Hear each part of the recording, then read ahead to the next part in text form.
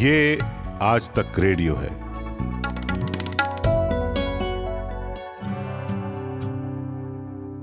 चलिए आपको सुनाता हूं आपकी ही कहानी। शुरू करते हैं नई कहानी का नया सफर।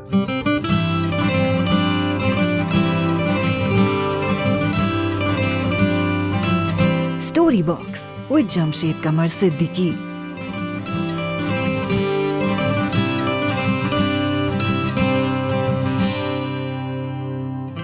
दोस्तों, आज मैं आपको सुना रहा हूं एक बहुत ही खास कहानी जिसका नाम है फांसी या उम्र कैद। इसे लिखा तो मैंने है, लेकिन इस कहानी की इंस्पिरेशन मशहूर रशियन राइटर एंटोन चेखोव की एक कहानी है शर्त। उस कहानी से ली है। आपको सुन के मजा आएगा। शुरू करते हैं। उस रात गजब की सर्दी थी।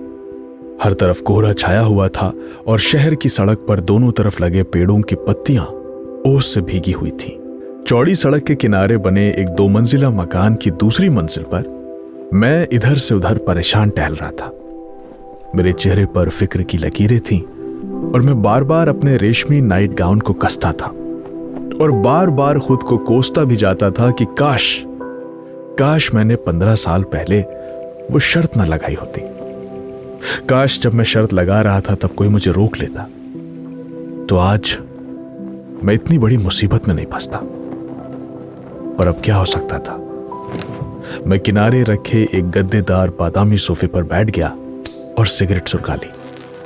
मेरी सिगरेट से उठता हुआ धुआं कमरे में फैलने लगा और मैं याद करने लगा 15 साल पहले की वो पार्टी, जब ऐसी ही एक रात इसी कमरे में मैंने वो मनहूस शर्त लगाई थी। उस रात मैंने अपने घर पे दावत रखी थी। शेयर मार्केटिंग में मेरी ट्रेडिंग कंपनी ने कई गुना मुनाफा कमाया था, जिसकी खुशी में मैंने ये दावत रखी थी। पार्टी में आने वाले ज्यादातर लोगों ने लॉन्ग कोट पहन रखा था, जिसे वो अंदर आते वक्त एक सफेद पगड़ी वाले नौकर को दे देते थे और वो अदब से झुककर उन्हें सलाम करता और कोट लेकर चला जाता। शहर के कई नामचीन लोग पार्टी में आए थे। इनमें से कुछ बड़े कारोबारी थे, कुछ पॉलिटिशियंस थे, कुछ वकील थे और कुछ बड़े टीवी पत्रकार भी थे। वो कमरा चमकीली आराइश से जगमगा रहा था। खाने पीने की दर्जनों डिशेस मेज पे करीने से सजी थीं और हर तरफ सजे धजे वेटर ड्रिंक सर्व कर रहे थे। हल्का हल्का म्यूजिक फिजा में गूंज रहा था। मैं ग्रे कलर का 3 पीस पहने हुए मेहमानों से बातें कर रहा था। अरे आइए आइए, कैसे हैं खान साहब? अरे ईद का चांद तो आप हो गए। नमस्ते श्रीवास्तव साहब। अरे ग्लास तो खाली है आपका। नहीं, ऐसे कैसे? मैं देख रहा था कि उस बड़े से हॉल में थोड़ी थोड़ी दूर पर 4-4, 5-5 के ग्रुप में खड़े लोग बातें कर रहे थे। मेरी नजर सबसे आखिरी में जहां ड्रिंक्स का काउंटर था उसी के पास ऐसे ही एक ग्रुप के पास गई। मैंने देखा कि वहां पे कुछ वकील और पत्रकार वो बैठे किसी मुद्दे पे बातें कर रहे थे। मैंने सुनने की कोशिश की। कोई कह रहा था, देखिए बहुत सारे देशों में अब फांसी की सजा को बंद कर दिया गया है क्योंकि ये गैर इंसानी बात है। It's inhuman. आप कैसे किसी की जान ले सकते हैं? एक बुजुर्ग वकील बहुत जोश में बोल रहे थे। उन्हें शायद सांस की कोई बीमारी थी, इसलिए उनकी नाक पर एक पाइप जैसा कुछ लगा था जो पीछे जाकर एक सिलेंडर से जुड़ा हुआ था। एक नौजवान लड़का जिसने चेक वाली कमीज पहनी थी, वो उनका सिलेंडर एक ट्रॉली पर रखे उनके पीछे खड़ा था। उस चेक कमीज वाले लड़के का यही काम था कि वकील साहब जहां भी जाते थे वो ट्रॉली को खिसकाते हुए उनके पीछे पीछे चलता था। वो पीछे चुपचाप खड़ा था। वकील साहब अपनी नाक पर लगा हुआ वो पाइप ठीक करते हुए बोले, भाई देखिए, फांसी देना बिल्कुल गलत बात है। वकील साहब की बात सुनकर एक नामी अखबार का पत्रकार बोला, नहीं बिल्कुल गलत नहीं है। अरे भाई, जान से मारना इसलिए भी जरूरी है क्योंकि और लोगों की सुरक्षा भी तो स्टेट की जिम्मेदारी है। और फिर अगर आप उम्र कैद को ही बहुत सही कह रहे हैं तो सजा तो उम्र कैद की भी अमानवी है। क्या आप लोगों को पता है कि एक आदमी जिसको पता हो कि वो पूरी जिंदगी अब जेल में बिताने वाला है, वो हर दिन मरता है? अरे फांसी वाला तो एक बार मरता है और वो उसके किए की सजा है, सजा खत्म, उसका दर्द भी खत्म। लेकिन आप जो कह रहे हैं यानी उम्र कैद, वो ज्यादा इनह्यूमन है, ज्यादा अमानवी है, क्योंकि उसमें आप एक ही शख्स को उसके गुनाह के लिए रोज मारते हैं। बहस अब मजेदार होती जा रही थी। मैं भी वहीं पे रुक गया और मुस्कुराते हुए उनकी बातें सुनने लगा। सीनियर वकील इस तर्क से कुछ लाजवाब तो हो गए थे, लेकिन उन्होंने हार नहीं मानी। बोले, देखिए आप जो कह रहे हैं कि उम्र कैद में रोज मरने वाली बात, कुछ हद तक तो ये ठीक है, लेकिन जिंदा रहना तो हर हाल में मौत से बेहतर है कि नहीं? गलत कह रहे हैं आप। अचानक मेरी आवाज हॉल में गूंज गई। सबकी गर्दन मेरी तरफ घूम गई। अरे आइए आइए आइए बैठिए। सब लोग मेरे लिए जगह बनाने लगे। मैं वहां बैठ गया। क्योंकि बहस मजेदार थी तो मैं भी शामिल होना चाहता था, इसलिए मैंने उस बुजुर्ग वकील से कहा, देखिए फांसी और उम्र कैद दोनों में कोई फर्क है नहीं। सही बताऊं तो अगर आप ये कहते हैं कि फांसी की सजा देना अमानवीय है, तो जो भाई साहब ने कहा कि भाई उम्र कैद अमानवीय है, बिल्कुल सही बात है। आपको अंदाजा भी नहीं है कि कैद हो जाने पर हर दिन हर पल कैसे मौत की तरह कटता है। इंसान पागल हो जाता है और कभी कभी तो वो जेल में अपने आप को खत्म कर लेता है। भाई माना मैं शेयर मार्केट में बिजनेस करता हूं, लेकिन मैंने भी साइकोलॉजी की 3 किताबें लिखी हैं और काफी पढ़ा लिखा है इस बारे में। तो मेरी ये बात तो आप कम से कम मानेंगे कि उम्र कैद की सजा का जो असर होता है वो किसी इंसान के दिमाग को बिल्कुल लाचार कर देता है। ऐसा नहीं है सर। एक आवाज मेरे पीछे से आई। मैंने चौंक के देखा। वो आवाज वकील साहब के पीछे खड़े चेक कमीज वाले उसी लड़के की थी जो उनका सिलेंडर लेके चलता था। मुझे ये बात बहुत बुरी लगी कि यहां पढ़े लिखे लोगों की बातें चल रही हैं और वो 2 कौड़ी का अनपढ़ लड़का मेरी बात को काट रहा है, वो भी ये कह के कि ऐसा नहीं है। दिल तो आया कि उसे झड़क दूं वहीं पर मैंने वकील साहब का लिहाज किया। वो शायद उनका कोई मुंह लगा नौकर था। लड़का आगे बोला, देखिए आपने कहा है कि वो ज़हन पे बहुत बुरा असर करता है।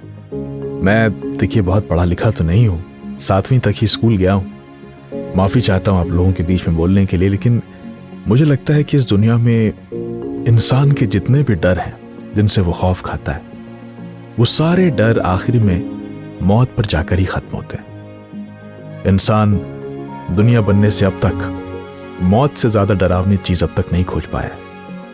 वकील साहब पीछे घूमे और अपने नौकर की तरफ मुस्कुरा के देखा कि बड़ी अच्छी बात कही तुमने, पर मेरे तन बदन में तो आग लग गई।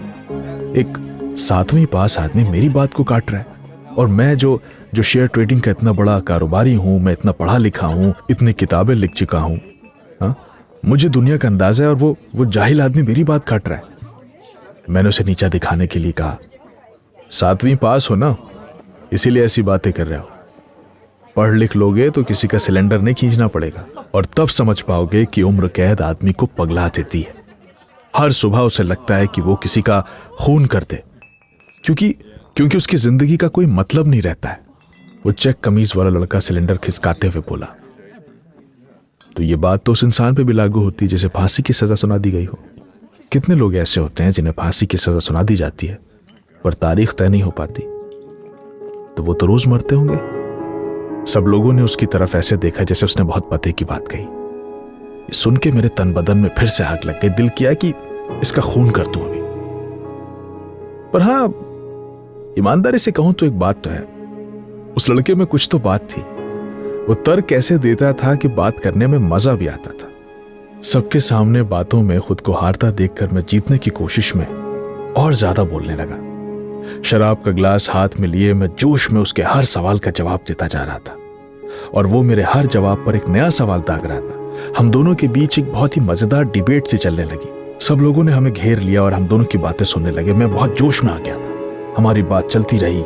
सब लोग हमें देखते रहे कि ये क्या बातें कर रहे हैं। बातचीत तेज होती जा रही थी। कुछ लोगों ने हमें इशारा भी किया कि अब इस बहस को यहीं खत्म करते हैं, पार्टी एंजॉय करते हैं, पर मैं तब तक जोश में आ गया था। मैं उस अनपढ़ जाहिल से हारना नहीं चाहता था। मैंने हाथ चढ़ाते हुए कहा, नहीं, एक मिनट, इसका फैसला अब आज ही होगा। मैंने नशे के जोश में कहा, उस लड़के की तरफ देखकर। वो भी कम नहीं था। बोला, बाकी सब मैं नहीं जानता सर, पर अगर मुझे अपने लिए चुनना हो तो मैं उम्र कैद चुनूंगा, फांसी नहीं। मैंने कहा, तुम 6 महीनों में जेल की दीवारों पर सर पटकने लगोगे, पागल हो जाओगे। ऐसा नहीं है सर। नहीं है तो रह के दिखाओ, और रह पाए तो मैं तुम्हें इनाम दूंगा। क्यों मजाक कर रहे हैं सर? नहीं, मैं मजाक नहीं कर रहा हूं, मैं सीरियस हूं। Excuse me sir.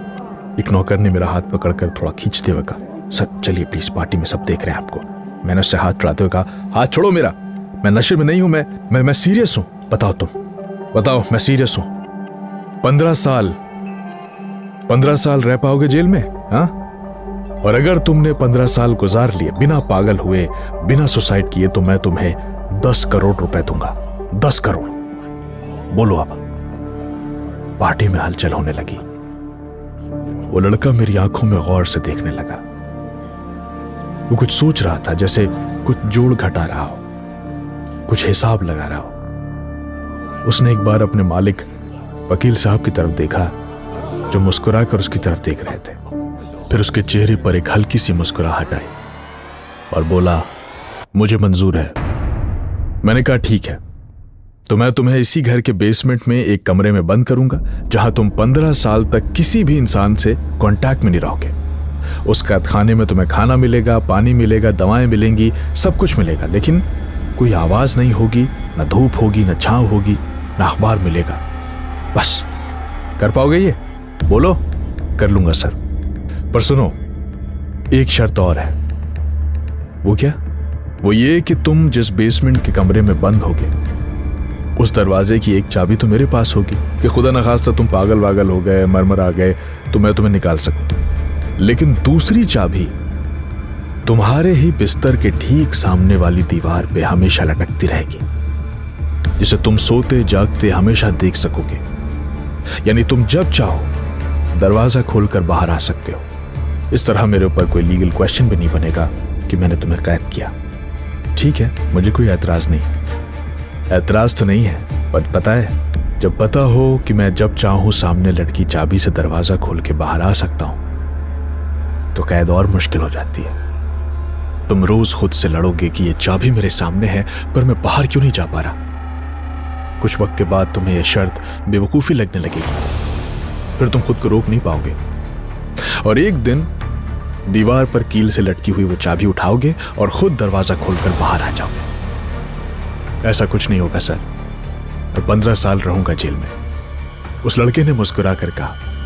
तो मैंने उसकी तरफ हाथ बढ़ाया और उसकी बेइज्जती करने की नीयत से वकील साहब से कहा, वकील साहब, अब आप अपना ऑक्सीजन सिलेंडर खींचने के लिए कोई दूसरा नौकर रख लीजिए, लेकिन हाँ, सिर्फ 6 महीने के लिए रखिएगा, क्योंकि 6 महीने बाद तो ये वापस आ जाएगा, उससे ज्यादा नहीं टिकेगा ये जेल में। वकील साहब ने मुस्कुरा के कहा, देखते हैं। एग्रीमेंट बनवाते वक्त पता चला कि उसका नाम अशर था।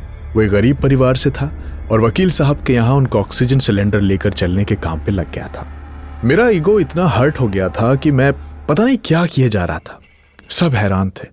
मैंने इससे पहले इस तरह की बचकानी चीज कभी नहीं की थी। मैं बहुत बारीकी से जिंदगी को देख समझ के चलने वाला आदमी था, लेकिन उस दिन पता नहीं मुझे क्या हो गया था। मैं जोश जोश में पार्टी में सबके सामने ऐलान कर चुका था, और अब पीछे हटने का मतलब था कि अपनी बात से मैं पीछे पलट रहा हूं। पर फिर मुझे यह भी यकीन था कि ये 7वीं पास आदमी ये 6 महीने से ज्यादा नहीं टिक पाएगा, भाग खड़ा होगा। फिर तो मेरी वाहवाही होगी कि भाई मैं तो बड़ी उड़ती चिड़िया के पर गिन लेता हूं। तो मैंने एग्रीमेंट पे दस्तखत कर दिया। और एक दिन वो भी आया जब मैंने उस 7वीं पास लड़के को अपने घर के बेसमेंट में एक कमरे में बंद कर दिया। उसके दरवाजे पर कैमरा भी लगा दिया, ताकि 4-6 महीने में जब भी वो उकता कर अपनी चाबी से दरवाजा खोलकर बाहर आए, तो मैं वो मोमेंट देख सकूं, रिकॉर्ड कर सकूं और सबको दिखा सकूं। शर्त का पहला दिन शुरू हो गया था। दरवाजे में एक छोटी सी जाली लगी थी, जिसको उठाकर खाने की थाली अंदर सरका दी जाती थी। अशर के उस कमरे में एक बिस्तर था, एक बाथरूम था, शराब, सिगरेट और कुछ म्यूजिकल इंस्ट्रूमेंट थे। उससे यह भी कहा गया था कि वो जितनी चाहे शराब मांग सकता है। मैंने ऐसा जानबूझ के कहा था, ताकि शराब के नशे में वो खुद पर कंट्रोल ना कर पाए और किसी दिन बाहर आ जाए और मैं शर्त जीत जाऊं। तो खैर, पहला दिन तो शांति से गुजरा। हालांकि अशर के कमरे से कुछ गिटार बजाने की आवाजें आईं, पर वो शांत रहा। 2 दिन, 3 दिन, 1 हफ्ता, 2 हफ्ते, 3 हफ्ते, महीना भर हो गया। और अब अशर के बर्ताव में थोड़ा थोड़ा फर्क आने लगा था। वो कभी कभी रात में चीखने लगता था, फिर कभी रोने की आवाज आती थी। वो कमरे में रखे सामान को दीवार पर फेंकता था, वहां पर जहां पर चाबी टंगी हुई थी। इससे उसका गुस्सा शांत होता था, पर वो चाबी को छूता नहीं था। कुछ महीने इसी तरह गुजर गए। एक रात जब मैं अपने कमरे में बैठा था, तो मेरे एक नौकर ने आकर मुझे बताया कि बेसमेंट में अशर के कमरे से आवाजें आ रही हैं। वो जोर जोर से चीख रहा है। मेरे चेहरे पर मुस्कुराहट आ गई। मैं समझ गया कि बस वक्त आ गया है। इतना ही था इसका। मैंने सोचा कि चल के उसे बाहर निकलते हुए अपनी आंखों से देखते हैं।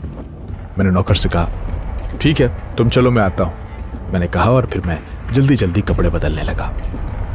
कुछ देर बाद जब मैं कमरे से निकलने लगा तो मुझे अचानक ख्याल आया कि हो सकता है कि अशर अकेलेपन में बैठे बैठे पागल हो गया हो और इसलिए चीख रहा हो। वो कमरे से बाहर निकलना चाहता हो पर अब उसका दिमाग इतना काम ही नहीं कर पा रहा है कि वो कैसे चाबी को ताले में लगाए, उसे घुमाए, दरवाजा खोले, पर वो बाहर आना चाहता हो। इसलिए मैं वापस गया और अपनी अलमारी की एक दराज को मैंने खोला और उसमें से एक चाबी निकाली, उसी कमरे की एक चाबी जो मेरे पास थी, और उस चाबी को मैंने अपनी जेब में रख लिया। फिर कुछ रुक कर मैंने कुछ और सोचा और फिर एक दूसरा डोर खोला और उसमें से एक रिवॉल्वर निकाली। वो अमेरिकन ब्रांड की एक ऑटोमेटिक रिवॉल्वर थी। मैंने उसके ट्रिगर पर हाथ रखा, उसे छुआ और फिर उसे सावधानी से कमर में दबा लिया। अब मैं जीत के गर्व के साथ बेसमेंट के उस कमरे की तरफ चला जा रहा था। मुझे एहसास था कि मैं जीत गया हूं, पर काश उस वक्त मुझे पता होता कि मेरी पहली गलती तो वो थी जब मैंने उस 7वीं पास से शर्त लगाई थी, और दूसरी गलती मैं आज करने वाला था।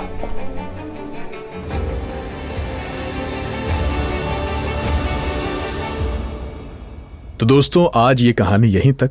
अगले एपिसोड में आपको सुनाऊंगा इस कहानी का दूसरा यानी कि आखिरी हिस्सा। उस अमीर कारोबारी आदमी ने कमरे में जाते वक्त रिवॉल्वर क्यों ली थी? उसका इरादा क्या था? क्या 7वीं पास अशर 15 साल कैद में रहने की शर्त पूरी कर पाया? बताऊंगा, लेकिन उससे पहले आपको मेरा एक काम करना होगा। अगर आप इस कहानी को स्पॉटिफाई पर या एप्पल पॉडकास्ट पर सुन रहे हैं तो आप हमारे शो को रेटिंग्स दीजिए।